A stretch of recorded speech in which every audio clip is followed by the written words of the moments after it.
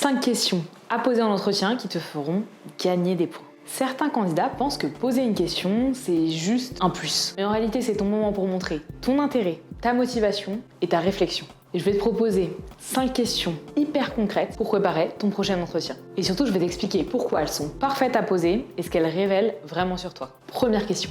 Quels sont les grands défis auxquels l'équipe ou le service fait face actuellement? Cette question est super efficace.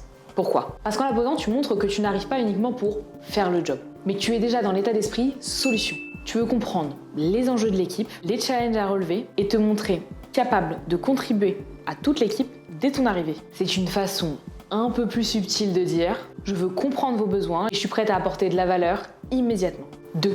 Quels sont les objectifs actuels du service? Avec cette question, tu montres ton intérêt pour le business et pour la mission de ton futur poste. Elle te permet aussi de préparer ton intégration. Tu sauras sur quel aspect te concentrer pendant l'onboarding et comment t'aligner rapidement avec les besoins de l'équipe. En fait, c'est un peu une double victoire. Tu marques des points avec le recruteur et tu te donnes un avantage stratégique pour ton début en entreprise. Question 3. Quelles sont les valeurs de l'entreprise que vous trouvez essentielles et comment se traduisent-elles dans le quotidien des équipes? Ici, tu montres que tu ne cherches pas uniquement un job, mais que tu veux vraiment t'intégrer dans la culture de l'entreprise. En fait, les recruteurs adorent avoir des candidats qui s'intéressent à l'esprit de l'équipe et de l'entreprise, et pas seulement au job, au poste, aux missions. Bref, tu montres une vision long terme et un véritable engagement. Question 4. Qu'est-ce qui vous plaît le plus et le moins dans la culture de l'entreprise? En fait, cette question, elle est un petit peu plus personnelle, mais elle est vraiment utile pour toi. En fait, ici, le recruteur ou le futur candidat va te donner une idée un peu globale de ce qui est l'ambiance et le quotidien